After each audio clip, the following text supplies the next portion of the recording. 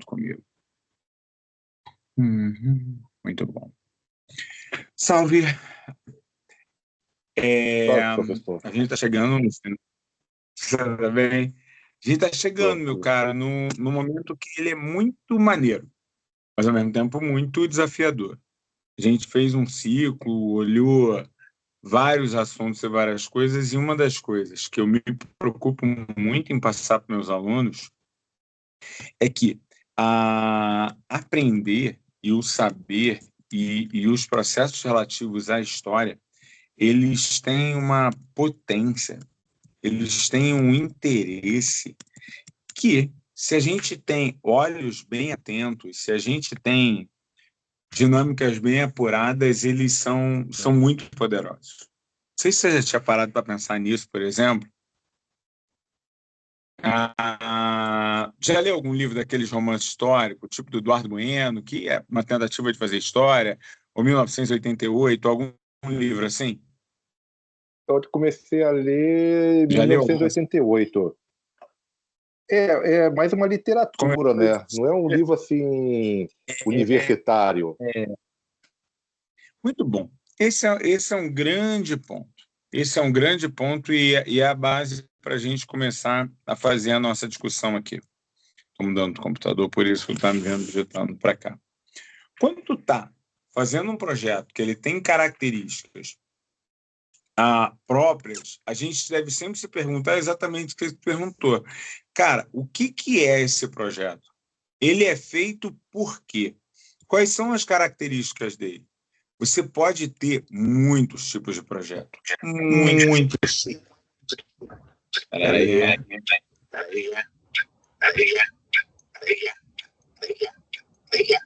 Acabar com isso. Pronto. Resolvido. Agora é no computador e muito mais fácil.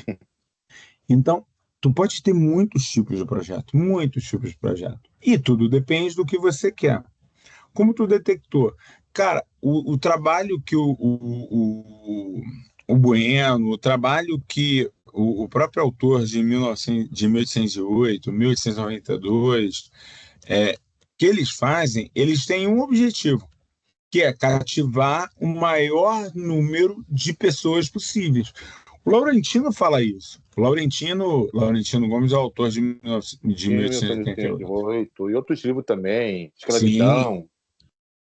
O Laurentino fala assim, cara, eu pego meu livro e eu fico acompanhando nas editoras quem pediu, quem não pediu, vou nas livrarias, vejo aonde está posicionado o meu livro, faço campanha, vou falar. Cara, o cara entende que aquilo é um projeto. E aquele projeto, para que ele seja vendável, ele tem que ter algumas características. E uma das características fundamentais é uma característica que o historiador normalmente não tem, mas o cara que vem de letras tem. O historiador, ele tem o foco principal em dar ou se adequar àquilo que a área pede. O cara que vem de letras, ou em algumas áreas da cadeira de letras, o cara da cadeira de literatura, cara, ele quer o público. O foco dele é o interlocutor. O foco dele é o cara que está lá do outro lado. Ele que quer esse cara que está do outro lado, cara, aquilo é uma escrita que ela deve atender muita gente. Ela não deve atender. Ela deve atender toda e qualquer pessoa que tenha um interesse ou queira saber um pouquinho sobre história. E, pô, tu lê aquilo e tu fala assim, cara, rainha, mas isso aí é muita apelação, isso não é história, isso não me parece universitário. Tu não tá errado. Tem que ter um enredo. Tem que ter um enredo. Tem que ter um enredo. Porque que acontece? Um trabalho acadêmico, ele não tem um enredo. O historiador ele vai pesquisar e vai começar ali a destrinchar todo o seu projeto. Já o Laurentino, 1988, e outros livros dele, tem que ter um enredo, senão não tem enredo. Se for fazer, não vai ter público para ele. Exatamente. Mas tem uma pergunta que vale a pena a gente fazer. E essa pergunta, para mim, cara, quem está interessado em história? Porque, ó, tu se liga. Beleza. tem um enredo, o foco dele é literatura, Pura. ele quer público em geral. Cara, mas tem uma coisa em comum entre ele e a gente que a gente esquece de olhar. Alguns são historiadores. Não, ele nem é, ele fez história depois. Ah, As pessoas querem saber de história e ele sabe disso. Você está entendendo o que significa? Repare, ele sabe que as pessoas estão interessadas em história. interessadas. Cara, e para mim é uma realidade. Todas as vezes que eu vou falar, vocês aqui fazendo curso comigo, outras pessoas fazendo, existe um grande número de pessoas interessadas em história. E aí eu te pergunto, eu pesquiso para o desenvolvimento do meu campo científico, verdade? Verdade. Porra, eu pesquiso para o desenvolvimento do meu campo científico. Eu faço trabalhos relacionados a coisas que eu acredito, a materiais que eu acho maneiro. É verdade? Muito é verdade. Pô, mas ao mesmo tempo, eu preciso me perguntar seriamente por que que tem tanta gente interessada em história e tão pouca gente interessada em levar a história para mais gente. Se tu já parou para pensar sobre isso, tu concorda comigo, pode falar. Estamos aqui para a gente trocar ideia. Enfim, tranquilo. Não, concordo. Hoje em dia tem muita gente pensando em história, entendeu?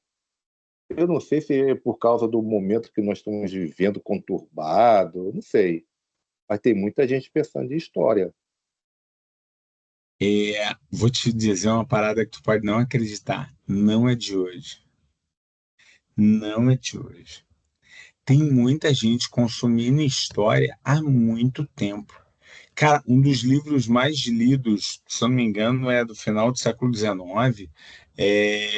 Era um manual de história, o Tocqueville falando sobre história. Tocqueville, a cidade É. antiga. Não, acho que não é nem a Não, cidade antiga do Tocqueville. não, O Tocqueville é a cidade antiga. Fala, fala. Caramba, eu O esqueci. Tocqueville é aquele sobre a independência dos Estados Unidos, outra Ah, tá, Revolução isso. Francesa.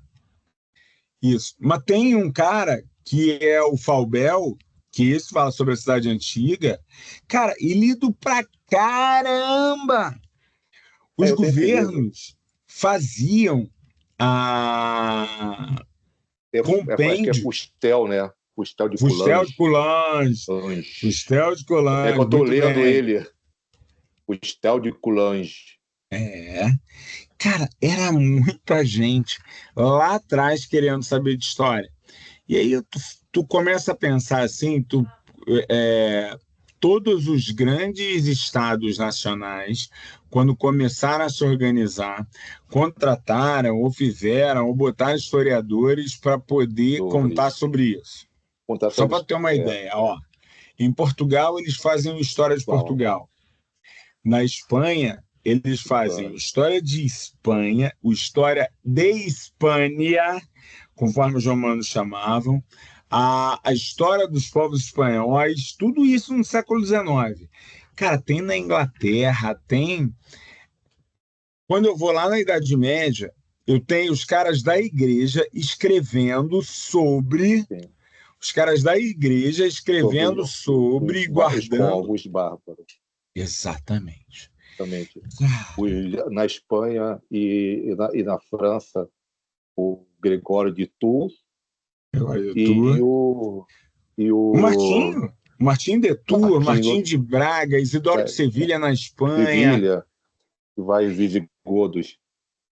Na Inglaterra, eu não falei da Inglaterra, mas na Inglaterra do Não, século X, tem um cara chamado Alfredo X, que a gente chama de Alfredo Grande, aonde ele grande. manda organizar materiais.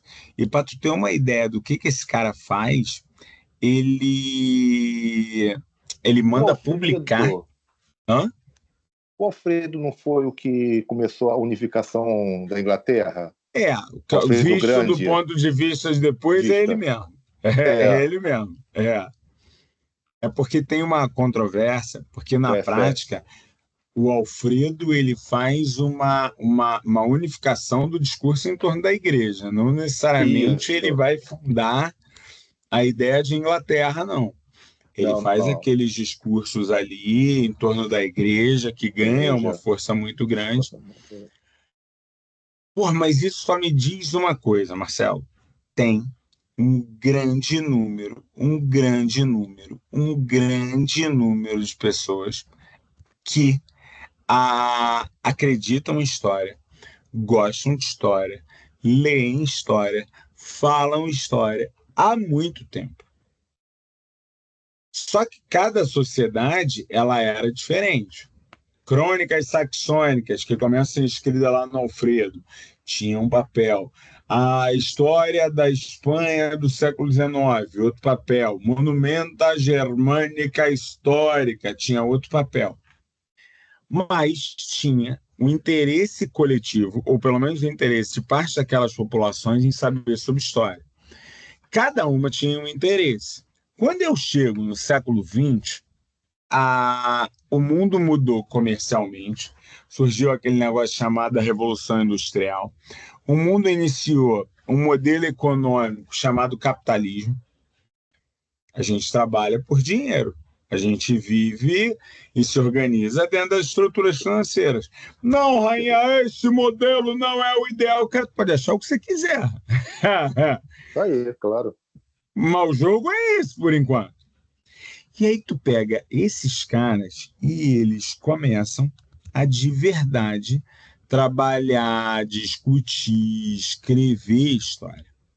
Aí tu pega esses caras que estão discutindo história, trabalhando história. Cara, tu fala assim, por que que eles estão ganhando dinheiro com o meu trabalho e eu não estou ganhando dinheiro com o meu trabalho? Não sei se você já parou para pensar sobre isso. Não, não, não. Cara, mas Todo não mundo é, não é começando. sinistro? Não, é Ah, esquisito. é.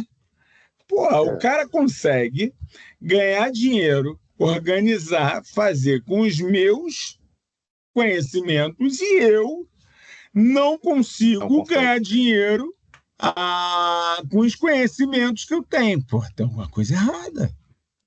Tem alguma coisa errada. Esse negócio não pode ser normal. Esse negócio não pode ser normal.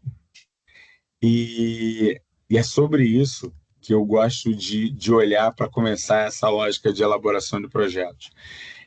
Eu não entendo a resistência que a gente tem de acreditar que dá para ganhar dinheiro com história e que mesmo assim dá para ter compromisso, dá para falar sério, dá para ser crítico, cara, dá para fazer um monte de coisa, inclusive ganhar dinheiro com história, inclusive se organizar e trabalhar com história.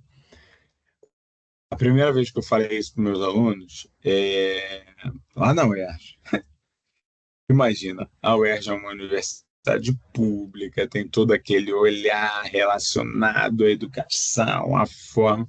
Aí eu falo isso em sala de aula. Eu tive um óbvio estranhamento, porque eles falam, Rainha, a gente fala de tudo. A gente fala de teoria, de prática, de processo, mas agora, falar em ganhar dinheiro, falar em se organizar para poder. Cara, isso não é normal. A gente aqui fala muito pouco sobre isso. A gente não tem. Eu falei, cara, mas assim, eu entendo as críticas, eu entendo as dificuldades, mas será que não podemos ganhar também, não? Porque afinal a gente está no mundo, a gente precisa, tem que pagar as contas, tem que olhar ali. Como é que a gente faz? Eu estou fazendo aqui, eu lembrei de vocês dois. Como é que a gente faz para poder lidar com isso? As pessoas não gostam. Mentira, elas gostam. Tem um montão de gente ao longo do tempo consumindo. As pessoas não pagam. Pagam. Pergunta para o Eduardo Bueno, pergunta para o Laurentino Gomes, pergunta para o History Channel. Cara, o History Channel chegou a ser uma das Chutei. marcas mais reconhecidas. Cara, falando de alienígena. Pior que é mesmo. Pior que agora, acho que ele mudou um pouquinho o foco, né? O History Channel. Ele Porque tem dois agora agora canais. Isso, são dois canais. São dois ele canais tem o agora. canal que ficou mais histórico mesmo, e ele tem um Isso, canal que ficou mais de curiosidade. curiosidade. Ah, tem alguma coisa histórica? Tem. Eu Tem. tava falando isso outro dia com um cara, falou, o History Channel normal não tem mais nada de história. Eu falei, cara, você pode não gostar, mas Trato Feito é sobre história, porque são os artefatos, são ali. Aqueles de carro, reforma de carro, ver De aquilo, carro. é lidar com história. Aqueles caras que vão pro porão dos outros para poder pegar, é história. É estranho, porque não é a maneira como a gente lida com história. Mas dentro da maneira dos Estados Unidos, onde você monetiza e trabalha essas coisas, cara, é história. É história. E o outro tem os documentários, tem lá, Rainha, tu vai dizer que o alienígena é história? Ué, os caras falam alienígena do passado. Eu lembro que tinha uma época, tinha uma série que era E se os homens sumissem amanhã? É uma Ah, é. perspectiva de lidar com o tempo para o Tempo futuro. duro. Pô, o Koselleck faz isso, ele trabalha essa questão. Então não deixa de ser há um mecanismo e um processo e uma dinâmica relacionada à história. E claro, eles vão Talvez pegar não, um carro, eles têm que fazer a pesquisa histórica. claro, não vai Entendeu? ter Eles qualquer vão fazer. para-choque ali. Claro que não. Eles têm que fazer a pesquisa. Rainha, mas eu descobri que é tudo mentira. Ele, gente, aquilo que está na televisão, é claro que é roteirizado, organizado. Você não imaginou Exato. que realmente o cara passou o dia inteiro. Ó, estamos aqui 30 horas. Ó, essa aqui é bom, vou botar na edição depois. Nem pedi autorização. Cara, tu não vai fazer isso. Não. É surreal. E aí entra. Rede Globo da televisão, vários documentários de história. Globo Filmes, vários documentários de história. Novelas do SBT, várias novelas de história. Cara, Record. Record, as Ó, pessoas. E olha o cinema. Já viu? Passa um filme também. de Segunda Guerra, é bombado. Passa. As pessoas gostam de história. Consumir. É. Se elas gostam de história e elas gostam de consumir, e eu sou historiador e não estou ganhando, para mim tem uma coisa simples e direta. Uma, dá para ganhar. Nem que eu vou querer tomar, vou dizer que só eu posso fazer, não, não tem nada a ver com isso. Mas, pô, necessariamente eu preciso saber tomar a decisão. Eu preciso saber fazer um projeto de história para poder dizer o seguinte: olha, eu sei fazer, eu sei organizar, eu quero fazer, eu não quero fazer. Ah, cara, eu quero escrever um livro para fazer divulgação maneira, onde eu vou. Eu fiz, ó. Eu tenho um livro, deixa eu ver se ele não vai estar aqui fácil. O livro se chama o Rio de todos o Rio de Todos os Padres. Como é que eu fiz esse livro? Eu tava na Estácio já e apareceu uma parceria que o comercial queria utilizar a arquidiocese para fazer umas divulgações. E os caras falaram, não, pode, mas eu queria uma ajuda de vocês. A gente queria algum material mais lúdico, mais leve, para as pessoas verem que na história do Rio de Janeiro tem a presença de muitos padres e tudo mais. O cara do comercial chegou para mim e ele falou, Rainha, me ajuda? Falei, ajudo, vamos lá. Cheguei lá, conversei com. Não era nem. Era o Monsenhor ainda, hoje ele já é bicho, mas na época ele era o Monsenhor. Conversei com o Monsenhor, não fala com fulano. Aí ele falou assim: ó, dinheiro. Eu falei, vamos lá. Ou vocês disponibilizam a verba, ou a gente tem que captar essa verba. Não, tu fala com ali, o cara. Primeiro ele tentou capitalizar politicamente. Eu falei, não vou me meter nessa coisa. Disse, dei o fundamento, trabalhei os processos, cheguei, cara, não vou me meter nisso. Aí ele, pô, tá bom, vou segurar a onda. Chegou para um segundo e falei para ele assim, cara, Se você conseguir, dentro da verba cotidiana, eu consigo o editor e a gente faz de um jeito legal. Tá bom. Negociamos, conseguimos uma editora. Só que qual é o problema dos dois? Esse dinheiro tinha que ser reposto logo. A igreja não queria lucro, mas ela não podia fechar o balanço sem esse dinheiro voltar. O dinheiro. Ela organizou a festa do padroeiro da Catedral do Rio de Janeiro, onde ela fez a distribuição de livros. Fala assim, porra, se ela distribuiu, como é que o dinheiro voltou? A festa tinha incentivo. E ela associou como se ela tivesse produzido material para distribuir na festa, para poder colocar. Então aquilo voltou, aquilo zerou a conta. Qual foi meu trabalho ali de historiador?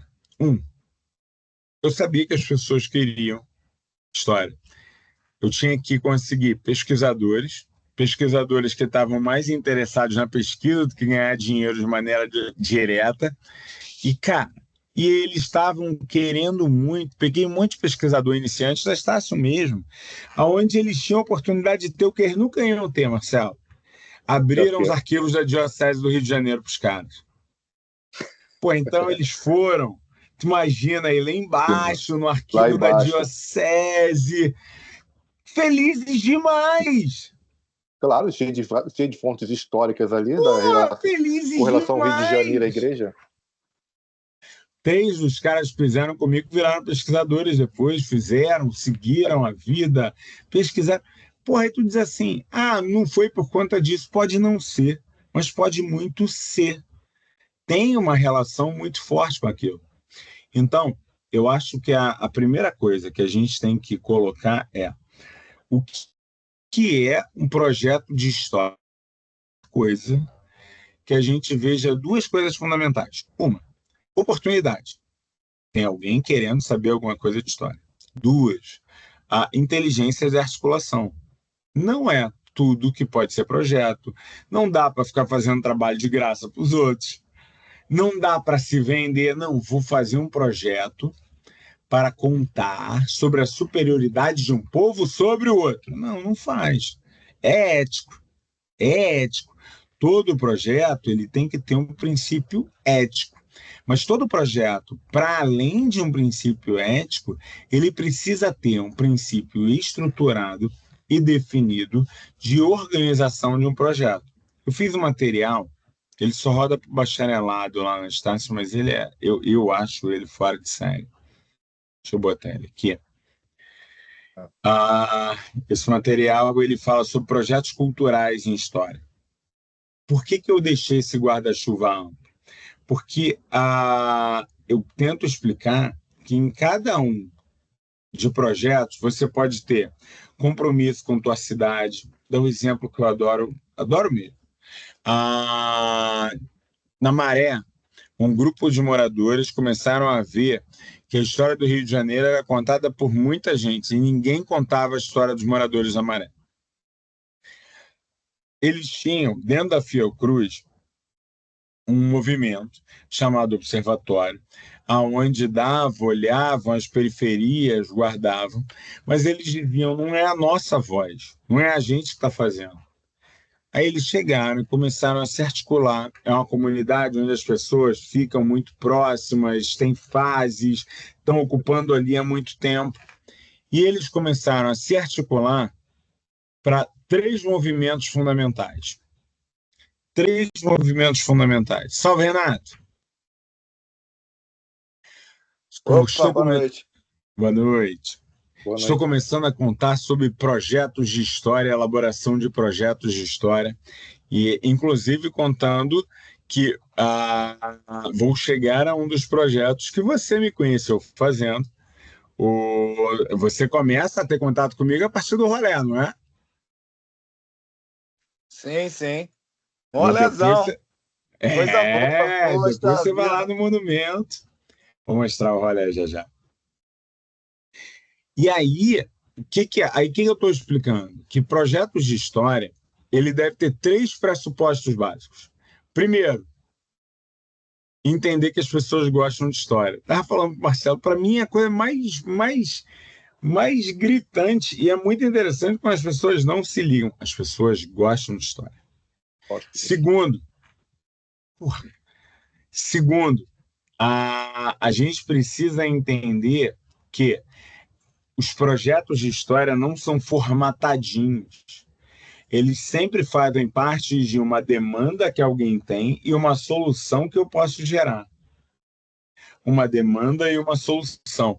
Rainha, não consigo entender isso. Antes de eu mostrar isso aqui, então, vou te mostrar como é que você entende isso de uma maneira fácil, simples e maravilhosa.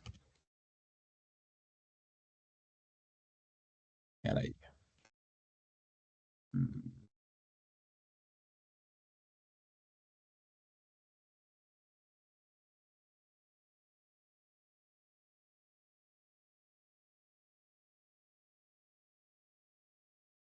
Certamente vocês já na sua vida já viram isso algumas vezes.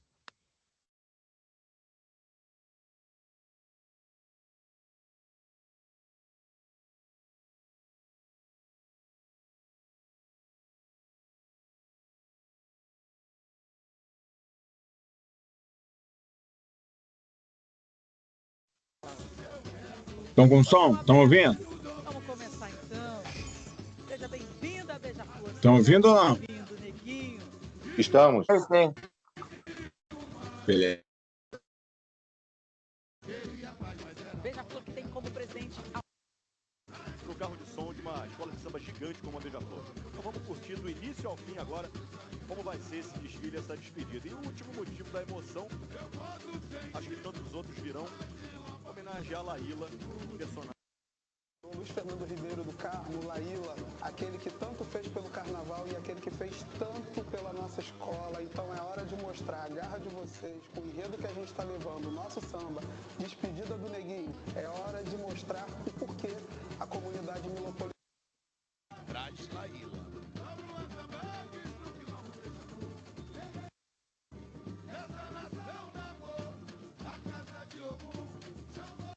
Certamente vocês viram milhares de vezes desfiles de escola de samba na vida, certo? Que seja um compacto, um pedacinho ou qualquer coisa. Rainha, mas o que tem a ver com a elaboração de projetos de história? Você tem um processo histórico que busca se reunir em momentos de carnaval, contando uma história por meio de fantasias e uma música estruturada. Para fazer isso, você, há muito tempo, começou a organizar lideranças que tinham o papel de definir ordens de carros, as maneiras como a história vai ser contada, que tipo de enredo vai ser trabalhado, depois que samba vai ser estruturado, que alegorias, que fantasias, que ordem vai ser trocada. Boa parte dos carnavalescos ou são das escolas de belas artes ou são de escolas de história. Quando não são de belas artes ou de história, tem dentro das suas equipes, que hoje a gente sempre fala em comissões de carnaval, a figura de historiadores que vão fazer a escrita do enredo, a validação do processo, os dados. Ninguém imaginou que seria natural você colocar, mas é parte da elaboração de um projeto estruturado. Quando você eu quero contar uma história de um jeito que, mas a Rosa Magalhães vem de belas artes, trabalhava com a disciplina de história da arte. Então, quando você vai ver cada um desses movimentos, você consegue entender como a história ela gera o interesse. Esse gerar de interesses, ele precisa ter, então, fundamentos. Determinados processos precisam ser organizados para, a partir dessas organizações, ele ofertar respostas. Quando a gente pensa em projetos culturais em história, eu preciso entender, é um campo. É um campo onde ele sempre vai ser educacional.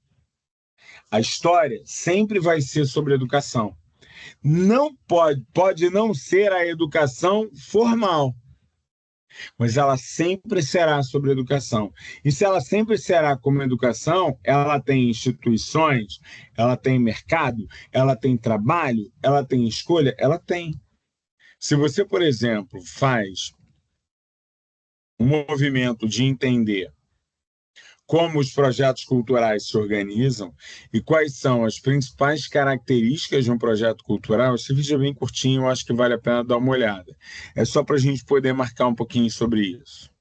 Olá, meus caros, eu sou Rodrigo Rainha e esse tema me é muito caro.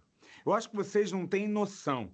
Eu, de alguma maneira, eu posso te dizer que eu fiz desse olhar a minha vida. A minha construção como historiador sempre achou muito incômoda a ideia de ficar muito fechado em um lugar só. Aliás, quando eu fico muito preso, muito paradinho, me dá um incômodo danado. Eu fico achando que vocês não estão nem me dando atenção. Pensar em projetos sempre foi uma maneira de eu tentar achar uma outra forma, uma outra busca. Mas o que são projetos culturais, Rainha? Da onde veio essa ideia? Vamos lá. Vamos imaginar o que o senso comum diz. Historiadores são aqueles sujeitos que contam sobre o passado. Então parece que a gente é uma profissão extinta, porque simplesmente nós pensamos sobre o passado, não somos professores e não temos nenhuma outra função. Aliás, no Código Brasileiro de Ocupações, até bem pouco tempo, nem existia a ideia de ser historiador. Então, o que a gente faz da vida? Bom, existem os clássicos, atuar em museus, atuar em pesquisas, mas como?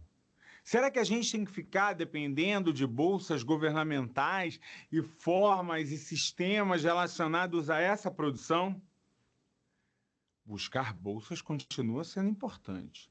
Acho, aliás, que vocês devem conhecer um pouco mais sobre as fundações locais, sobre a CAPES. Vai que tem alguma bolsa que você, na sua condição, pode pedir e você está perdendo. Mas independente dos projetos, independente dos pontos, a gente precisa notar que o historiador tem que sair da sua bolha e invadir o mundo. Começar a observar e ver que muitas das pessoas anseiam por história. Quando alguém compra um livro na livraria querendo saber sobre aquilo, quando alguém chama um historiador para falar na televisão, elas querem saber sobre história.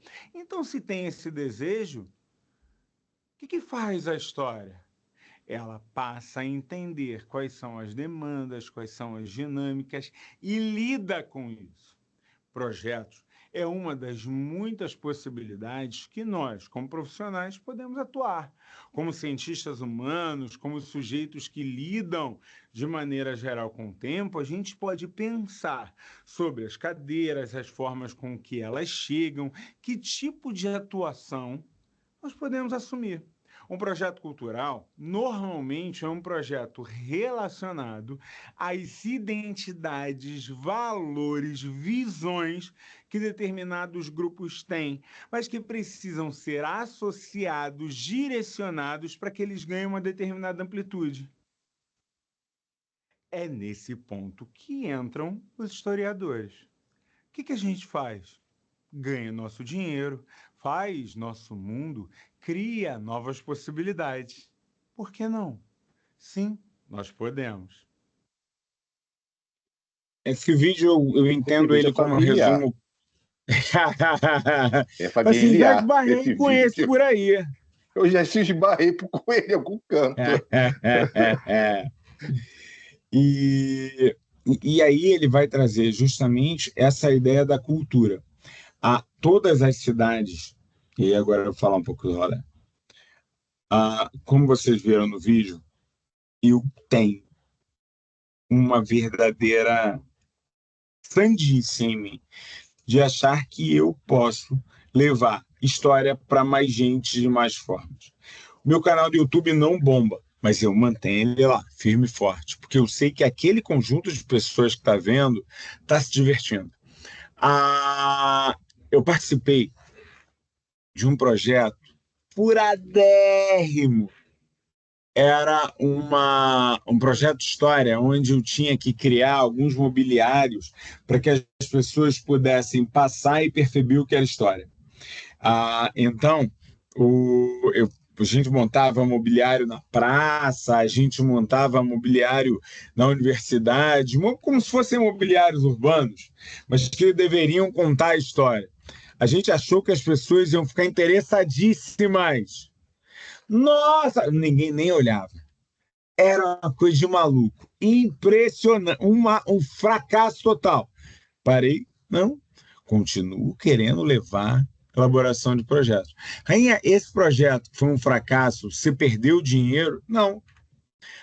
Esse projeto ele foi feito em parceria com a Estácio para a gente poder levar isso, era principalmente os lugares de saída da Estácio, e só que tinha um problema de investir, comunicar, que a gente não tinha uma estrutura. E quando você tenta fazer um projeto sem estrutura, ele vai ter mais dificuldades. Beleza. Passou um ano, mais ou menos. E esse mesmo grupo que tinha começado tinha juntado com uma produtora cultural chamada Umbaracá. E a Umbaracá, ela sabia fazer comunicação, assessoria de imprensa, e ela tinha uma prerrogativa para fazer projeto que eu nunca tinha ouvido falar. E isso me deixou muito chateado. Eu saí da faculdade de História sem nunca ter ouvido falar em lei do ISS. Vocês conhecem? Renato conhece, Marcelo? Eu conheço por causa do rolê, né? Conhece por causa do rolê. A lei do ISS é uma lei que o município do Rio de Janeiro tem, em que ele oferta para as empresas um X percentual para que elas revertam isso em ações de cultura. Muita gente, tal qual como com a Rouanet, diz assim, um absurdo para essa... Vamos entender vamos ser um pouco mais inteligentes. Boa parte das empresas só negam impostos descaradamente.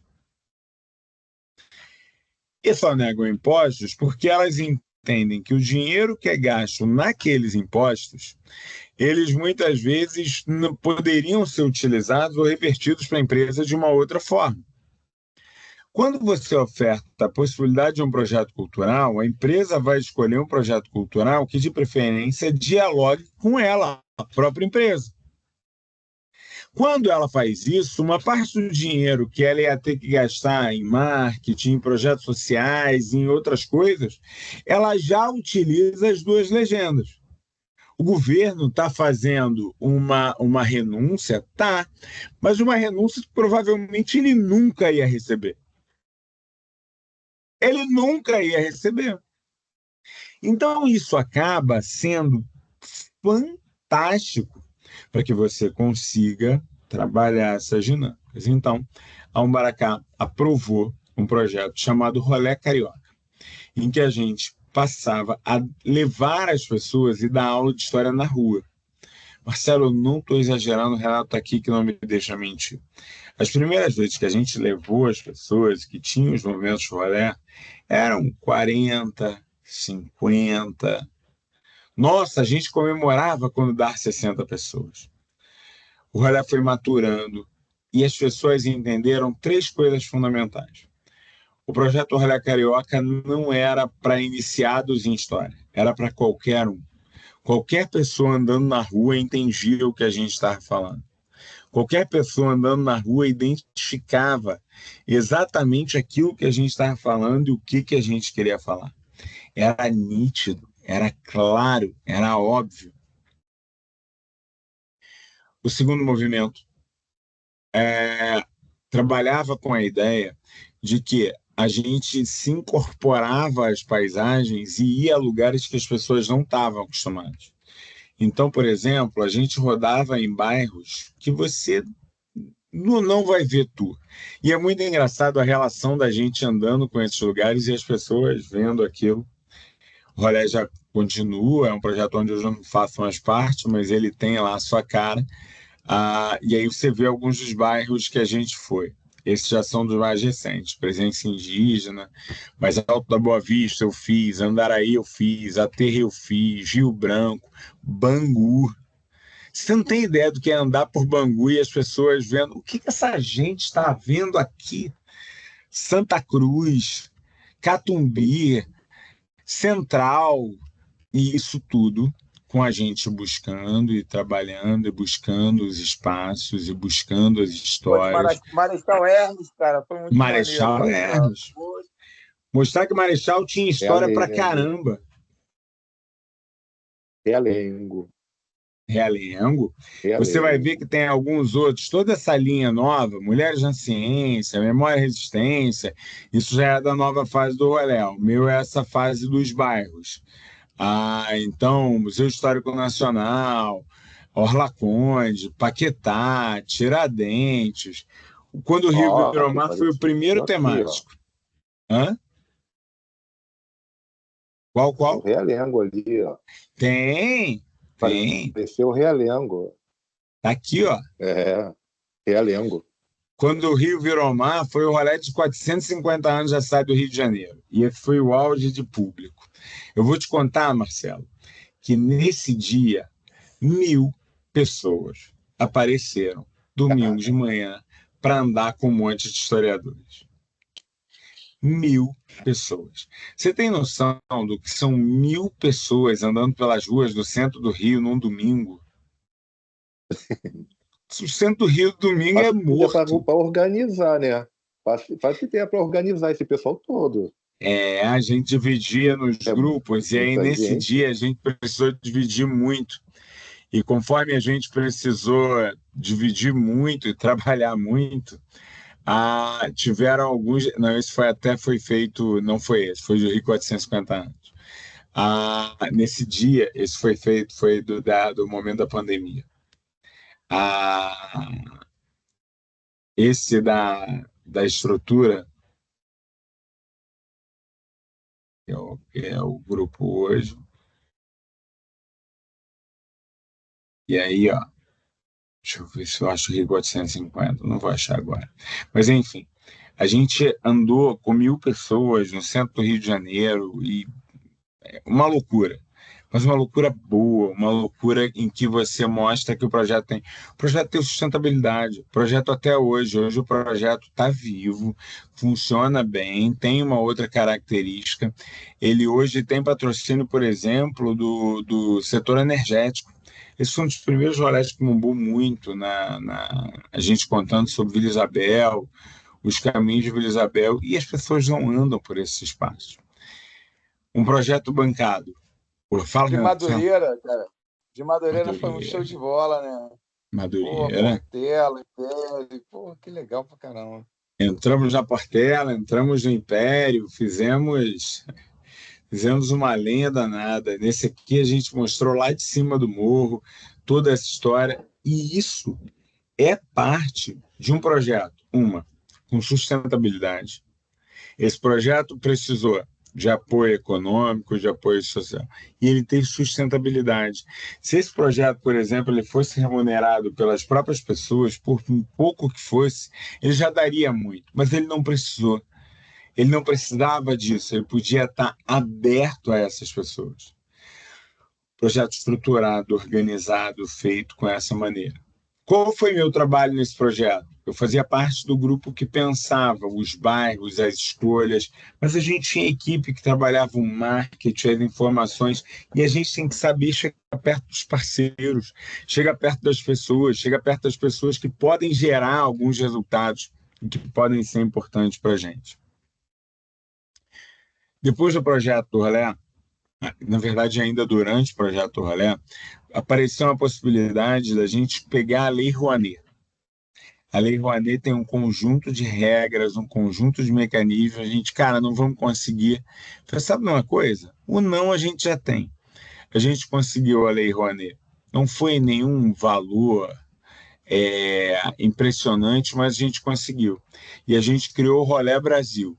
A gente rodava entre as cidades, indo justamente a outras cidades, buscando contar um pouco mais sobre como era possível a organizar como era possível a gente ir lá e contar a história daquela cidade para aquelas pessoas. E aí tu diz assim, Rainha, pô, deve ter sido muito difícil, muito caro de vir aí antes. Marcelo, eu nunca tinha ido àquela cidade. Eu nunca tinha ido a Recife. Eu nunca tinha ido a Salvador. Eu nunca tinha ido a São Paulo. Era Google Earth e pesquisa. E eu chegava lá e não fazia feio, não. Agora, precisa de preparação, leitura? Precisa. Precisa ter uma estrutura, divulgação? Precisa. Precisa de dinheiro. O Brasil ele tem, desde 1988, esses movimentos que, de alguma maneira, são para trabalhar a recomposição das leis de cultura. Isso apareceu de maneira muito forte, porque, como você não tinha um controle muito claro, durante o governo Fernando Collor de Mello, foram exterminadas todas as leis de incentivo. E, por exemplo, o cinema nacional ele era mantido por leis de incentivo. Então, quebrou Rio Filmes, quebrou, simplesmente quebrou. Quando você começa a trabalhar uma mudança, que foi quando, lá no governo Collor, vieram com a proposição da substituição da Rouanet para você chegar a ver a renúncia fiscal, você teve alguns movimentos que eram para quê, mas por quê? A cultura deve se gerir sozinha, você não deve investir. Mais ou menos. As nossas tradições culturais, as nossas tradições sociais não têm o hábito de você imaginar grandes mecenas, fortunas derivadas, como, por exemplo, você tem nos Estados Unidos, onde o Carnegie não precisou de nenhuma lei de incentivo para fazer aquelas coisas. Ele entendia que era uma forma de devolver à sociedade. Há uma discussão sobre, por exemplo, o valor do próprio patriotismo, não tem outro termo, do próprio protestantismo, melhor dizendo, sobre a ideia de ter que devolver, se estabelecer. É uma teoria. Eu não sei se concordo com essa teoria, não, mas eu entendo quem sustenta essa teoria. Essa teoria conta de maneira muito clara com patrocínio direto. É quando um grupo, uma pessoa, um mecenas, ele decide bancar aquilo. E aí ele quer fazer, por exemplo, um mural, aonde ele vai trabalhar a ideia de propor aquela cultura e ele vai contratar artistas e vai propor a ideia. Isso é um projeto? É. O Renato estava lá em Madureira tocando justamente. Isso é projeto. Não sei se esse lá é patrocínio direto ou se são vocês mesmos ou como é que ele entrou.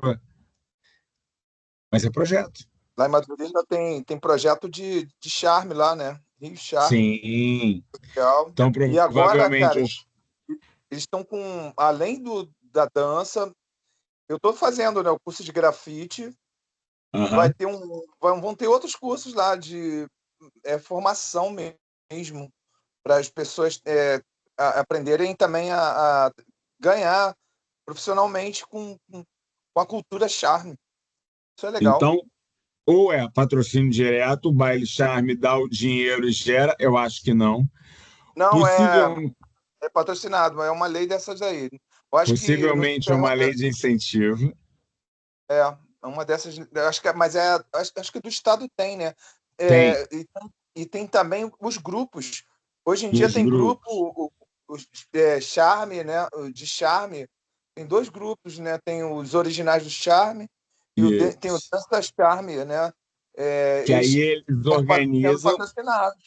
Isso, também. Eles vão lá, se organizam. E aí, normalmente, esses grupos conseguem esse aqui, ó. Não, esse não, esse é o da CAPES. Conseguem esse aqui, ó. Você vai associa um centro de cultura, um centro de processo, aqueles vários processos culturais vão, uma parte do dinheiro eles conseguem gerar, outra parte eles vão conseguindo os financiamentos. O carnaval é assim, tá? O carnaval, por exemplo, ele funciona com uma verba da Rio Tour, ele funciona com a verba do que as escolas de samba conseguem arrecadar, e ele funciona com uma verba relacionada a suportes e a grupos que podem abrir aquele caixa e doar, que é muitas vezes onde se discute o dinheiro do bicheiro e por aí mais, que hoje já não é nem uma figura tão presente assim. Então, ó, ou alguém paga de forma direta, não, vou pagar para você fazer um livro. O que eu consegui com a igreja foi patrocínio direto. O que eu consegui com o Rolé foi lei de incentivo. Eu já tive as empresas de fomento de pesquisa. Aqui, vamos lá. Existem praticamente todos os órgãos de Estado têm uma área de ciência e tecnologia. Essa área de ciência e tecnologia, ela trabalha com o objetivo de estar sustentando projetos para o desenvolvimento, ou nacionalmente, ou estadualmente, ou em termos de Estado. Nacionalmente, quem faz isso é a Coordenação de Aperfeiçoamento de Pessoal de Ensino Superior, a famosa CAPES. Você ainda tem o CNPq, mas o CNPq é um órgão específico para dar sustentação às pesquisas e às bolsas universitárias. A CAPES é um processo maior. Então, se você quiser, por exemplo, desenvolver uma patente, CAPES. Se você, por exemplo, quiser desenvolver um projeto onde eu entenda que ali eu tenho uma formação educacional pelo baile charme, eu vou lá, registro na CAPES, peço a pesquisa, desenvolvo. CAPES. FAPERJ, FAPESP, FEMIG, são as agências de fomento estaduais. Eu já tive Bolsa FAPERJ. Minha Bolsa FAPERJ fazia parte de um projeto chamado Idade Média nas ruas do Rio de Janeiro. Eu ia lá, pegava aquele valor, e aí a FAPERJ ela não paga de maneira direta para esse projeto. Ela paga para subsídios do desenvolvimento. Vou precisar de um computador para melhorar o sistema de pesquisa. Você tem lá um cartão, um crédito, você vai lá e usa o voucher. Vou fazer uma produção e comprar X livros. Aí eu vou lá e utilizo. Vou precisar trocar o mobiliário, um equipamento eu preciso comprar uma impressora 3D. Essas são as principais bolsas utilizadas aqui. Essas agências normalmente têm legendas de projetos culturais, que é onde historiadores se colocam. Tem as bolsas diretas para pesquisas em história, mas tem as bolsas que você pega e vai poder desenvolver. Eu, por exemplo, consegui a bolsa CAPES chamada Sanduíche. E durante o meu processo de doutoramento, eu recebi o fomento para, durante um ano, eu ficar em Barcelona fazendo o desenvolvimento e os estudos referentes à minha pesquisa. Esse tipo de movimento mostra que o que eu preciso para fazer um projeto? Eu preciso de mecanismos, organizações, estruturas e saber, um projeto sai comigo sozinho, eu pensei, amanhã vou apresentar? Não. Um projeto nasce porque, olha, eu tive uma ideia genial, vou contar para 10 pessoas e o projeto vai nascer. Vai nascer assim? Não. Um projeto ele nasce da execução.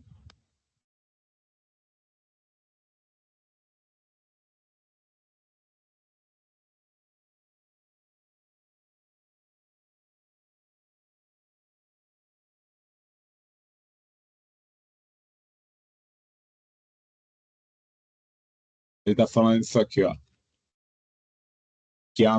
Eu fiz isso aqui, eu acho muito legal. Quero que vocês imaginem a seguinte situação. A fim de se candidatar a um projeto de fomento de pesquisa, após ser formado em História, o primeiro é necessário definir o que você deseja pesquisar. Por exemplo, tem uma área de influência africana no Brasil, o que você gostaria de pesquisar? Depois que você define, você bota os objetivos do projeto para atingir sua organização. E aqui tem um exemplo de como é que você colocou um projeto, os aprovados, ressalvados e como dá para fazer isso aqui.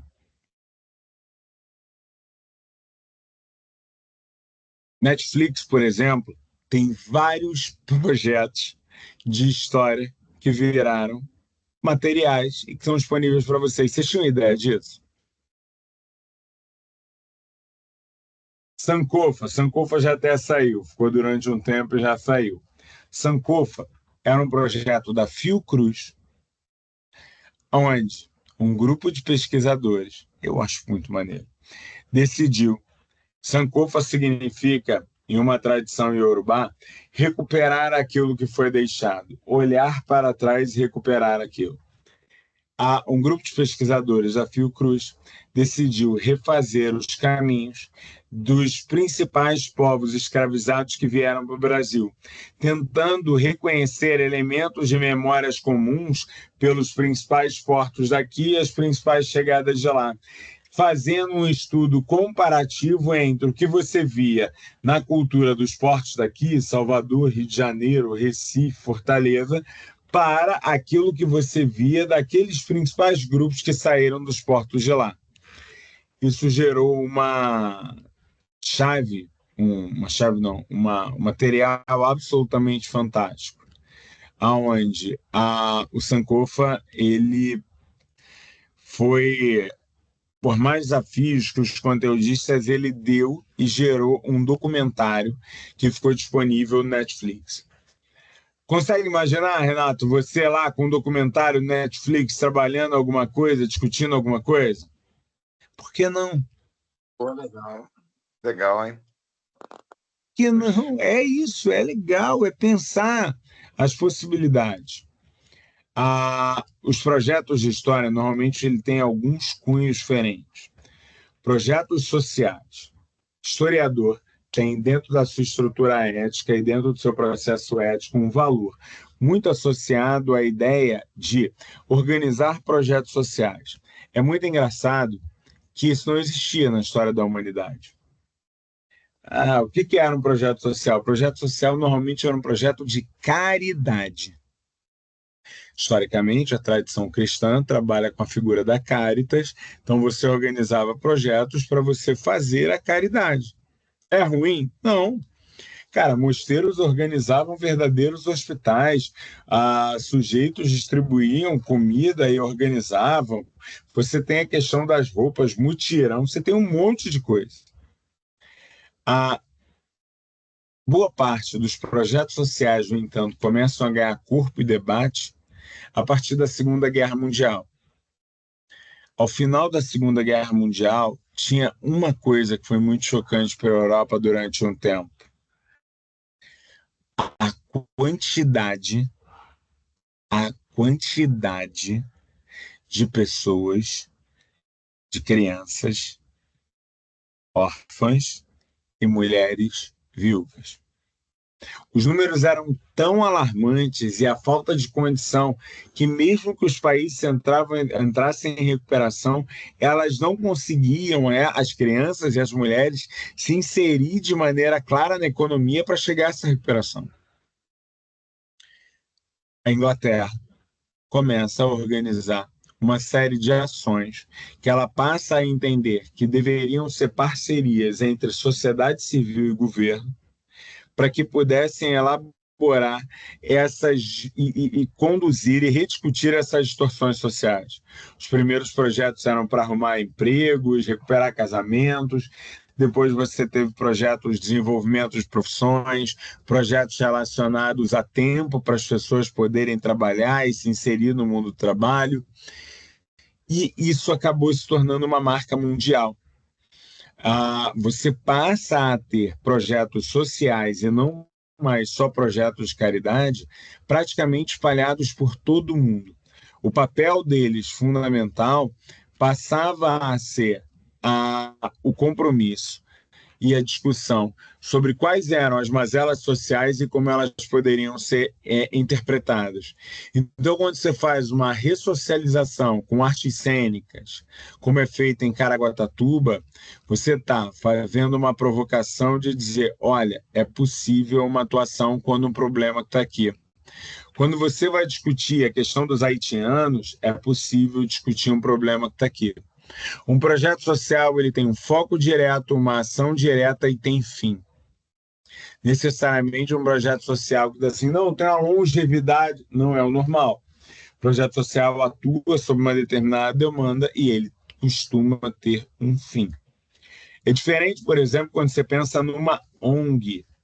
Organizações não governamentais, elas foram criadas para que você tivesse órgãos afastados da estrutura central dos centros de poder. Historicamente, você trabalhava com relações internacionais, dois tipos de poder central: poder econômico e o poder político. E esses dois tipos de poderes disputavam e ficava praticamente impossível você lidar e você sobreviver fora disso. Daí começa a se organizar a necessidade de um terceiro setor. Para além das dinâmicas entre economia e governo, como é que a gente pode trabalhar esse outro setor? Esse setor que não é comercial, esse setor que não é primário, esse setor que não é secundário, mas esse setor que, de alguma maneira, ele faz parte de todo um mecanismo para que você possa estar vinculando, organizando, situando. Então, se eu quero criar, eu preciso trabalhar um grupo, tem que ter número de pessoas, tem que ter estatuto, tem que ter fundação, tem que ter regimento, tem que ter. Eu faço parte de um grupo que tem comportamento parecido com o ONG, que é o Conselho Nacional de Direitos dos Negros do Estado do Rio de Janeiro. Eu represento a Estácio lá. Eu representando a Estácio lá, ele tem comportamento de ONG, porque ele não é ONG, porque ele está no governo, mas ele tem comportamento de ONG porque ele tem autonomia na autarquia. Então você passa a notar que tem toda uma preocupação em como você vai ter os números, aceitar os regimentos, fazer os processos, registrar quem está dentro. Esses mecanismos, eles são fundamentais para que a gente consiga entender de maneira clara como a gente organiza, como a gente estrutura e como a gente pode propor um projeto. Um projeto, por exemplo, Renato, pode ser exatamente aquele que você colocou. Pode ser bancado por um sistema S, que é uma organização. Ele pode ser um centro cultural vinculado a uma empresa que muitas vezes, dentro do que ganha, é obrigado a criar algo nesse sentido. Ai, nossa, que lindo que o Itaú Cultural faz, o que o Banco do Brasil faz, o que o Bradesco são obrigados pela legislação, diante do que ganham, da maneira como ganham, a repassar. É a mesma discussão do royalty, mas o royalty tem um outro papel, por isso vai para o Estado para poder recuperar. Mas um dos papéis dos royalties é organizar esse tipo de espaço, para que você possa ter mecanismos, formas. Existem projetos diretos que dão para ser criados? Sim. A Mills é uma grande construtora do Rio de Janeiro, ela mudou de nome agora, onde ela queria contar a sua própria história. Então, ela contrata um grupo de historiadores para poder construir a história deles. Tem outros exemplos, eu tenho um aqui, quer ver?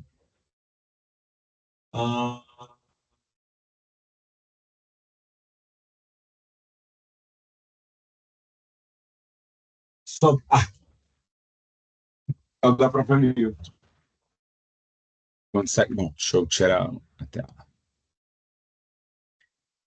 A Mills, deixa eu chegar mais perto, deixa eu tirar o blur. Nenhum. Acho que agora vai. A Mills, ela organiza um livro onde ela vai contar um pouco da sua história, onde ela vai fazer questão de colocar sobre as divisões, sobre os aspectos. E quem fez isso? Grupo de historiadores. Qual o papel que ela tinha? Contar que boa parte da história do Rio de Janeiro também passava pelas estruturas metálicas que ninguém nem sabia que eram eles que estavam fazendo. E que se você muitas vezes tem uma ideia muito equivocada que essas grandes empresas não têm uma participação na cultura e na sociedade, elas têm. Quando elas foram criadas e tudo mais. Esse tipo de mecanismo, esse tipo de trabalho, ele é justamente parte de um papel de... Rainha, tu participou desse negócio todo mesmo? Aham. Mas tu fez rolê, tu fez... Lembra que eu falei no vídeo? E aí muita gente olha e diz assim, não, ele mente no vídeo. Não, porra, não dá para ter feito. Dá.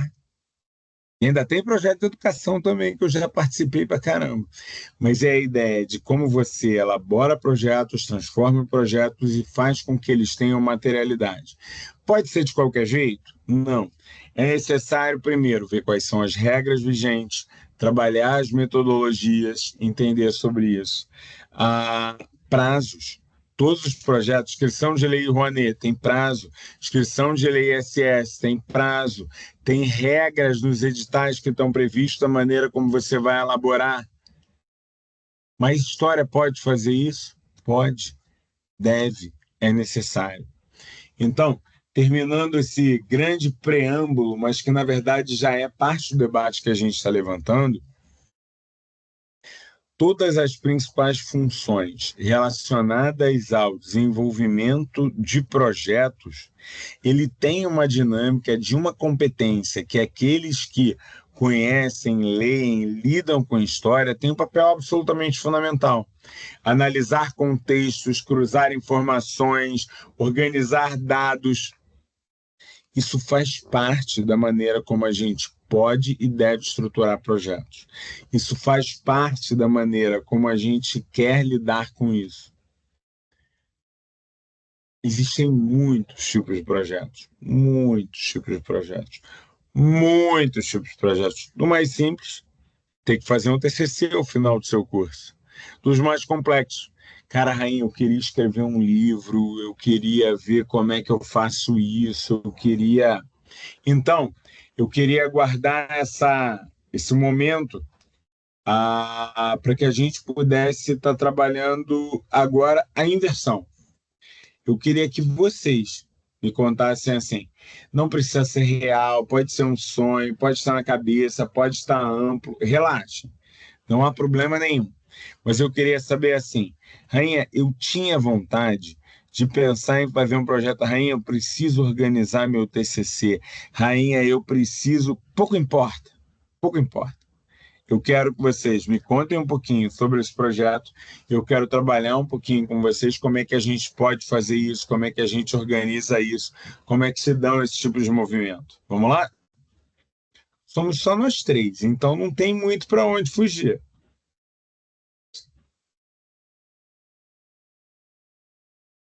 Marcelo, vai, Marcelo. O som. Vai você primeiro. Vai você primeiro aí. Ai, meu Deus. Olha só, eu, na verdade, eu já estou numa fase já de escrever, né? Transformar minha dissertação de mestrado no livro, né?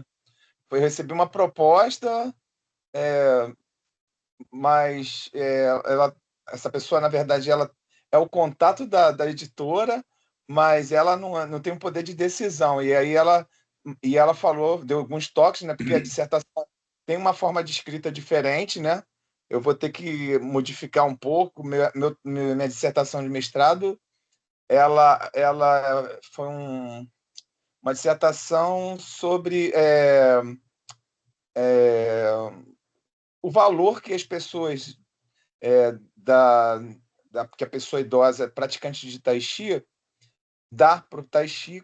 E aí eu fiz uma análise fenomenológica na fenomenologia da percepção do corpo próprio, que é do Maurice Merleau-Ponty. Então, para tornar isso um livro, primeiro que o Merleau-Ponty foi o que ela falou, Merleau-Ponty quase ninguém conhece, nem da educação física, muito menos do Tai Chi, e o pessoal não tem ideia do que é fenomenologia. Ela falou que para ela, que tem conhecimento da área, é interessante. Mas, assim, para o público em geral, quem procuraria o livro são pessoas que são ligadas no Tai Chi especificamente. Eu fiz na parte que fala do Tai Chi, eu fiz também, além de falar dos conceitos, né? Tem lá a parte que fala do momento histórico que aconteceu. Aí foi uma parte de história que eu acho... Assim, Eu não sou da história, mas cara, foi difícil pra caramba.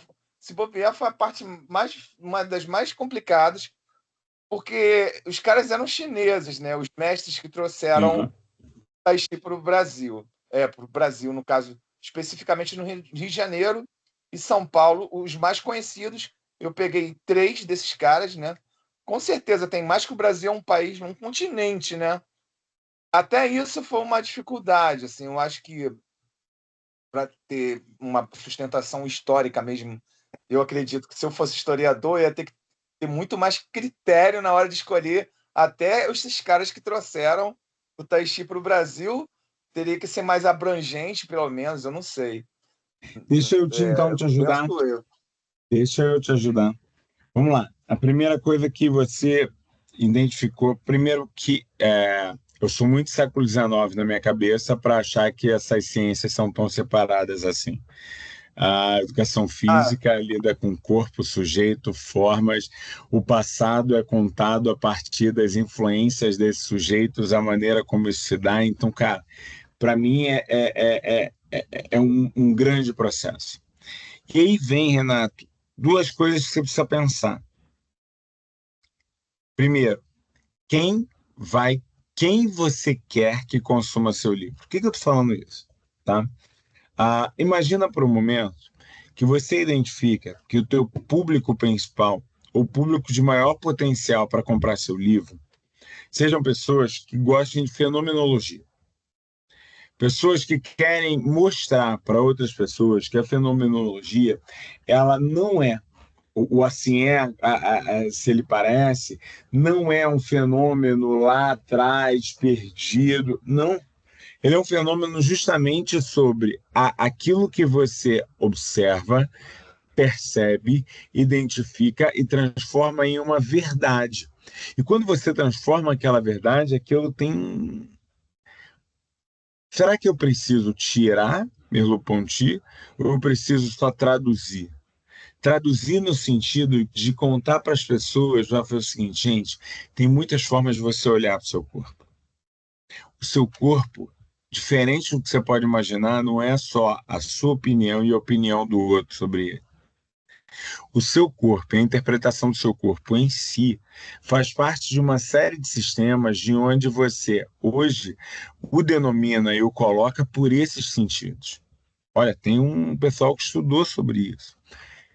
E aí você não diminui a inteligência do teu interlocutor, mas traduz de maneira que teu interlocutor seja capaz de conhecer Merleau-Ponty. Ainda que o Merleau e o nome dele apareça lá numa nota, lá no final, a nota de fim, ó, dicas para essa pessoa pegar, é zero problema. Por que eu estou te falando isso? É preciso entender, quando você vai fazer um projeto, Rainha, mas eu não tenho projeto. Tem. Fazer um livro é um projeto. Você precisa se perguntar o que você quer com esse livro. Não, eu só quero divulgar cientificamente para meus pares, que eu acho muito importante que o pessoal da educação física saiba sobre isso. Se é para o pessoal de educação física, as chaves são outras. A questão do desenvolvimento do Tai Chi, a importância do Tai Chi sobre a dinâmica do corpo, o processo histórico e por que isso gera uma interpretação diferente. O texto é o mesmo.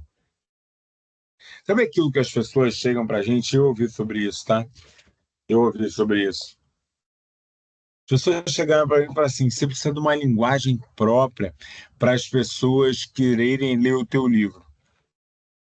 A primeira pergunta que eu preciso me fazer de maneira efetiva é para quem eu estou fazendo esse livro. Depois, por quê? Se eu quero dar uma mensagem que ela é muito própria, eu mantenho a mensagem muito própria e sei que eu não vou vender tanto. Se eu quero arrebentar num público, eu preciso entender o seguinte, olha, como é que eu consigo fazer com que mais pessoas percebam que o Tai Chi Chuan pode ser uma cura para essa doença que é a observação do seu próprio corpo como uma maldição.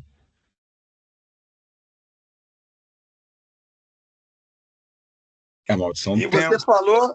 você falou de cura, rapaz. O resultado da minha pesquisa, em relação ao valor que as pessoas idosas davam, né, para o Tai Chi, é que o Tai Chi, as palavras que mais apareceram nas entrevistas que eu fiz foi paz e cura. Pô, legal, hein? Tu já sabe o resultado da minha pesquisa antes de ler, velho. Tá vendo? E aí você consegue justamente dizer o seguinte, cara, a sociedade está doente? Tá pra caramba. Tá aumentando o número de idosos? Tá. Esses números de idosos estão cada vez com mais dificuldade de se entender como parte de alguma coisa? Sim. O corpo é entendido como Cara, e aí não muda a tua pesquisa. Porque isso é muito importante, cara. Você precisa respeitar o que você fez. Não é que você tem que ser apaixonado, não pode mudar uma palavra, tem que ser exatamente aquilo. Não, esquece. Mas toma a decisão de dizer o seguinte: eu canso de fazer isso com minhas filhas, tá? Eu chego para elas, conto uma história e falo assim: agora conta essa história para mim de um outro jeito. Não dá, papai, eu vou e conto a mesma história de um outro jeito. Não vale. Falei, não vale por quê? Não, aí tira, aí volta, aí troca, aí acerta, aí muda. E tá tudo bem. E tá tudo bem. Por quê? Eu tenho um objetivo. Não, rainha, olha só.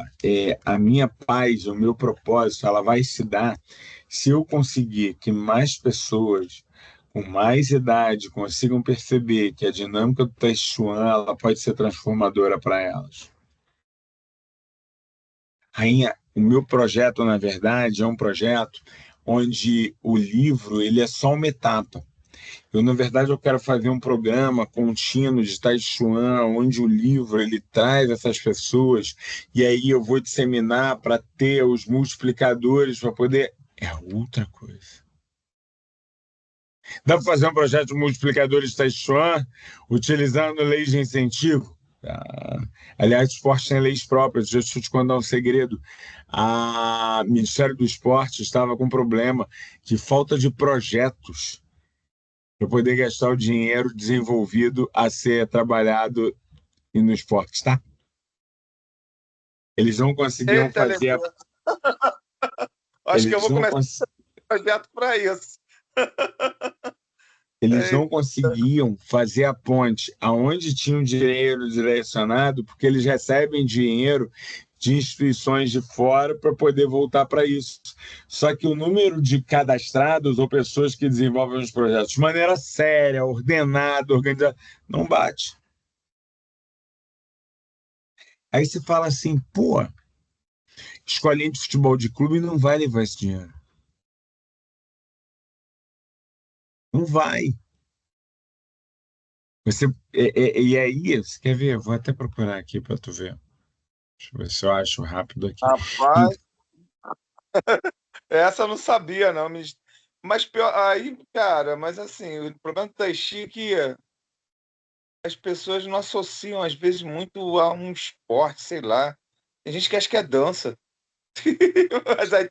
Mas aí é questão de Aí achar tu muda para a lei de cultura, entendeu? Você para a cultura tu apresenta como dança, para o outro você apresenta como esporte e por aí você vai. mas é esporte, é arte marcial, né? E até uma coisa que as pessoas tendem a fazer é conceituar o Tai Chi de outras maneiras. Assim, o pessoal não fala que é arte marcial, não. Fala, tipo, meditação e movimento. Não, cara, é arte marcial mesmo. Eu falo sempre isso. Estou te mandando aqui a lei de incentivo ao esporte, onde eles tiveram essa dificuldade e tudo mais. A legislação e tudo relativo a isso. Tá vendo? Isso ninguém me falou no mestrado. A gente não aprende sobre isso, não, cara. Mas eu acho que a gente não. É um olhar mais, acadêmico, né? Só olhar acadêmico, pegar artigo, de produzir. E, Renato, se você começa a pegar, é capaz de você descobrir que existe uma parceria com o governo chinês e que falta incentivo para organizar esse tipo de coisa no Brasil. Eu falo assim, não existe isso, não. Existem essas coisas. A gente tem muitos núcleos de pesquisa desenvolvendo projetos. E aí, Eu quero que meu projeto seja reconhecido. Então, eu ter um livro onde eu trabalhe fortemente isso como uma proposta é uma coisa. Não, Rainha, minha vibe é curso, porque eu vou trabalhar dentro... Não, Rainha, minha vibe é disseminação de uma cultura de consciência, porque eu acho... Não tem problema. O importante é você conseguir identificar esses mecanismos, identificar esses processos e botar eles em ação. Temos muitos...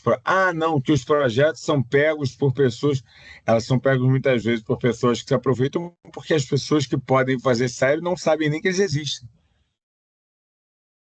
Eu, sinceramente, eu até sei mais ou menos, porque a escola que eu pertenço, ela tem os projetos, né, de Tai Chi na praça, mas a minha percepção desses projetos, que eles acabam ficando uma ideia de popularização que perde a essência do negócio, sabe? São até legais, porque as pessoas conhecem e é um encontro social, mas, tipo, não existe uma preocupação técnica em manter, por exemplo, a forma que, né, que o Tai Chi ele é baseado é quase uma coreografia aquilo mesmo, Sim. né? Mas é um encadeamento que foi criado por um mestre lá atrás, né? Mas quando você passa e populariza isso, isso perde. E a essência, o que vai fazer bem, o maior bem que aquilo pode trazer, que o Tai Chi pode trazer, acaba ficando perdido dentro desses projetos. E esses projetos estão muito, hoje, né, pelo menos na minha escola, estão muito próximo de patrocínio de político. Né? Aí isso me desencoraja, porque eu acho que eu mesmo, eu sou de esquerda mesmo, estou declarado, mas assim, eu não gostaria de ter, por exemplo, uma ligação direta com um partido, porque eu Sim. acho que isso está limitando e afastando as pessoas que não pensam politicamente comigo. Apesar de tudo ser um ato político, mesmo porque o Tai Chi é chinês, né? É comunista. A ideia do Tai Chi é totalmente, ainda mais historicamente, né? Que tem essa coisa. O mestre que trouxe a minha escola para o Brasil, ele veio depois da Revolução Cultural lá, ele veio fugido, né? Os mestres que eram de escolas tradicionais, eles saíram da China. E, na verdade, o que passou a se praticar na China mesmo, continental, na época, foram formas modernas, simplificadas, que eles chamam, né? Wushu Uhum. moderna. As escolas tradicionais saíram da China. Tem até isso. Ou seja, o Tai Chi em si, ele é político. Tudo é político, né? Tudo é Mas eu não político. gostaria de me associar, mesmo que se fosse um cara que eu me identificasse muito politicamente, Não é não o gostaria. modelo, entendi. Eu Né? entendi. Assim, E mas aí assim, sendo um vem. projeto desvinculado disso, beleza, né? Eu acho que E aí, seria olha legal. que interessante, um projeto onde você pode trabalhar com lei de incentivo. E eu estava vendo aqui, por exemplo, o Instituto Confúcio, ele tem possibilidades de você fazer parcerias da maneira como você pode colocar. Você tem dinâmicas relacionadas à integração sobre cultura oriental, China, inclusive, Brasil. Você tem a ideia de lidar com as migrações, teve não há muito tempo um conjunto de migrações chinesas, minto, um conjunto de eventos relacionados às migrações chinesas ao longo da história do Brasil, que poucas vezes é trabalhado e discutido. Então, conforme você vai trabalhando esses elementos, isso passa a ser uma possibilidade interessante. Se você consegue difundir para que as pessoas possam fazer quase que individualmente ou nos pequenos coletivos, é um processo. Cabe a tua escolha, Renato. Um projeto, lembra? Um projeto é um problema, uma articulação e uma decisão. Articulação. Verdade. Cara, então você precisa. Cara, o meu problema para eu divulgar minha tese é porque eu vou ter que tirar a Marlu Ponti, vou ter que tirar. Não, você não precisa tirar nada. Tudo vai depender de que história você quer contar e como você vai contar essa história. Tudo vai depender de como você vai articular as defesas e os projetos, que aí vai ganhando sentido. Não é maneiro? É verdade. Poxa, isso Pensa mesmo, um cara. pouquinho, dá uma maturada. Na quinta-feira que vem, traz um pouquinho mais. Não, Ren, eu acho que meu projeto, na verdade, eu quero ele mais para cá, eu quero trabalhar ele mais aqui. E aí eu consigo te ajudar a dizer o seguinte, cara, vamos escrever assim, organiza assim, tenta fazer dessa forma aqui. Ele pode ficar pronto muito mais rápido do que você imaginar. Verdade. Ué, você já me falou de umas coisas que eu não sabia. Sabe que eu até dei umas fuçadas lá no Oeste, tem um pessoal lá que estuda China, né? Eu fui lá Tem, André Bueno. lá. Eu fui lá. Professor André Bueno, posso te apresentar o André a hora que você quiser. Ah, não, Rainha, estou pensando em chegar no futuro, fazer um doutorado dessa coisa aqui de China, com essa relação do Tai Chi Chuan. Tenho certeza que o André tem lá o programa. O André é um cara fora de sério, te apresento. Poxa, eu vi lá, fui lá dar uma fuçada lá. Que eu sou André curioso, né? Bueno. Dá uma procurada lá nas coisas que o André Bueno escreve, que você vai ver que ele é um cara que estuda. Tem outros caras de Oriente também, o André Bueno tem. E o andar da educação física é o mesmo do nono, tu nem vai para tão longe ali, é um lado Eu e vou outro. passear por lá, eu sempre dou uma fuçada lá. Andei fazendo até uns cursos lá do. Que aquele cara, acho que era da filosofia. É Bruno alguma coisa. Ele ofereceu alguns cursos sobre o Foucault. Aí eu andei Sim, fazendo. Que eu estava fazendo uma disciplina no mestrado, e o professor colocou, né? Adotou lá o Foucault, uma das bibliografias, para falar do vigiar e punir, da escola, né? Dos tempos atuais, né? qualquer Escola. tempo, vigiar e punir é um clássico, dá para você botar em um monte de lugar. Pois é. Aí por da Foucault. E o legal, né? Porque, pô, tipo, eu acabei quase no Colégio de França, né? Porque o meu Merleau-Ponty, aí eu descobri que Merleau-Ponty era contemporâneo do Proust, era contemporâneo de Simone de Beauvoir. Cara, muito conectado às coisas. E as ideias do Merleau-Ponty são muito. Eu achei legal porque são muito próximas da cultura de corpo dos orientais, dos chineses mesmo. Porque eles têm Eu essa não sabia, não. relação de corpo e mente muito próximos, de acordo com a fenomenologia da percepção, e os chineses têm essa visão do corpo mais ou menos próxima disso. Tanto é que eles são muito. Se você vê a medicina tradicional chinesa, ela não é uma medicina que segmenta corpo, que parte, né, o corpo em vários pedaços para prescrever algum remédio. Eles vão muito uma coisa do geral, eles medem o teu pulso, teu ti está úmido, aí o cara, a partir daquilo ali, o cara vai te passar os remédios. É uma medicina holística, né? Uma medicina Entendi. integral. Eles não segmentaram o corpo que nem o ocidental fez, não. O Outra ocidental parada. fez isso pela própria questão da ciência, né? A própria questão da ideia de ciência bebeu muito nisso. Fragmentou muito o corpo. É. Hoje em dia, você vai num cara que é especializado, sei lá, no estômago, ele não sabe quase nada de outras partes do corpo. Do O cara joelho, só sabe daquilo ali. verdade. Ele sabe muito daquilo ali, mas não sabe quase nada de outra coisa. E não enxerga o ser humano como um todo, né? Eu acho que isso faz muita falta na medicina moderna. É boa por um lado, mas foi ruim para o outro, né? Mas, enfim. E o chinês, não. Ela dá mais longevidade, mas a qualidade de vida ainda está tendo que ser trabalhada. Tem isso. Meu caro Marcelo, já vi que o projeto está sendo gestado quase agora na mente, assim, a gente tinha pensado em nada, não. Mas vamos lá. O meu aqui entrou no começo, né, professor? Meu TCC. Muito bom. Mas já pensou em alguma coisa? Já. O meu TCC de História. Me conte. A democracia ateniense e sua contribuição com as democracias modernas. Professor Rodrigo Rainha, não tenho o menor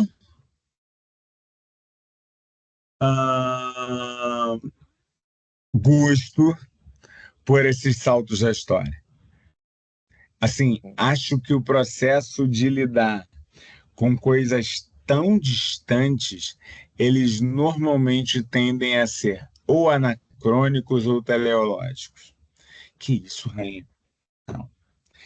Uma coisa é eu pegar, Marcelo, e dizer o seguinte, olha, existe um ideal sobre a democracia ateniense que foi construída pelo Renascimento. Quero analisar como o Renascimento detalhava os aspectos da democracia ateniense. Quero entender como a democracia ateniense do Renascimento foi criada, discutida, elaborada para ser uma justificativa. Por que eu estou te falando disso, tá? A história ela depende muito de contexto, muito. Os contextos de Atenas, do período clássico, eles são contextos que não têm paralelo algum, apesar da lógica do Renascimento, com o que está sendo discutido ali no Renascimento. O Renascimento é como, utilizando o Marx, né? A história acontece duas vezes, uma como evento e uma como farsa. E o Renascimento ele é uma grande farsa. Que isso, rainha. Michelangelo, rainha, Da Vinci, você está ficando maluco. Eu não estou diminuindo a importância artística do Renascimento, a importância intelectual do Renascimento, mas ele não é um mundo antigo. Ele não interpreta como um mundo antigo, ele não lê como um mundo antigo, ele não trabalha. Então, toda e qualquer interpretação, ela deve ser vista à luz dos interpretadores daquele momento. Rainha, você é chato assim sempre? Existem alguns traços que em história são fundamentais, Marcelo. O primeiro deles é recortar. Falo sempre isso. Não dá para fazer um projeto ou uma pesquisa sem recortar. Imagina que você vai fazer a comparação direta entre a democracia ateniense e os vieses que, de alguma maneira, tenham sido aproveitados na contemporaneidade. Aí, quando você vai no mundo antigo, você descobre que eram lidos Tales de Mileto, Aristóteles, Aristófanes, Platão, que você tem 30 autores. Aí você vai descobrir, você vai buscar no Renascimento, o que eles estavam lendo. Aí você vai descobrir que eles liam 2 fragmentos do Platão, 5 fragmentos de Aristóteles, uma tradução que tinha passado do grego para o árabe, do árabe para o espanhol. E isso vai fazer com que esse olhar ele não fique tão denso quanto ele precisa ser. Agora, se você pega, cara, olha, o contexto do Renascimento ele é importante, aí vem a segunda pergunta. Onde? Porque o contexto do Renascimento é uma coisa. Eu quero trabalhar as democracias italianas do século... as repúblicas italianas do século... Ok, é uma coisa. Eu quero trabalhar as democracias estabelecidas no século XX. Opa, peraí. Eu vou pegar 7, 15, 20... Não, eu abro demais. Eu quero pegar os debates políticos sobre a democracia no iluminismo. Opa, já estamos mais pertinho. Eu quero trabalhar sobre a percepção dos autores, quero trabalhar com Don Quixote, quero trabalhar... Sem problema nenhum. A pesquisa, ela hoje, ela precisa muito de uma densidade de olhar. Então, recortar muito claramente tempo e espaço é uma coisa muito importante para que você consiga pesquisar. Eu não estou dizendo assim, um absurdo, rainha jogando um balde de água fria, não. O meu interesse é que você consiga pesquisar. Se você vai ver que tu vai cair em grandes manuais, vai ver o que não tem para poder trabalhar essa estrutura, sacou? Entendi. O que tu já está lendo de Ou de uma coisa, ou de outra, alguma coisa que você gosta mais ou não? Isso está só ali ainda no ruminando. Estou no ruminando ainda. Tá bom. Então, vou te dar uma sugestão para você já pensar sobre isso. Tem um autor muito bom que escreveu um dicionário de política, chama Norberto Bobbio.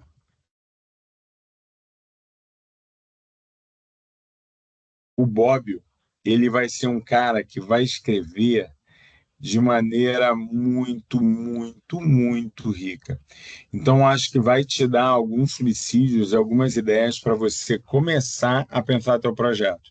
Se o do Renato ele já tinha uma intencionalidade ali, o teu, por estar começando, e é absolutamente normal, tem uma intencionalidade mais lenta. O que está tudo bem. Tá tudo normal. É um lento necessário. É um lento dinâmico e cotidiano para que você possa chegar em um determinado ponto. Então, tá tudo resolvido. Mas assim, ó, tenta buscar algumas coisas, algumas informações sobre isso, alguns elementos, que eu acho que aí a gente pode. Semana que vem vou fazer igualzinho. Primeira etapa, abrir, agora eu vou falar mais do específico, como é que você organiza, qual é o princípio, qual é o dado, e aí depois eu quero fazer essa rodada, até com os outros que podem não estar aqui hoje, mas está trocando ideia com eles. E aí? Como é que a gente faz esse projeto? Que pesquisa a gente vai fazer? Não, Rainha, eu quero recriar um rolê carioca. Vamos embora. Não, Rainha, eu quero fazer um filme. Vamos embora. Vamos entender como faz, para que a gente seja capaz de fazer.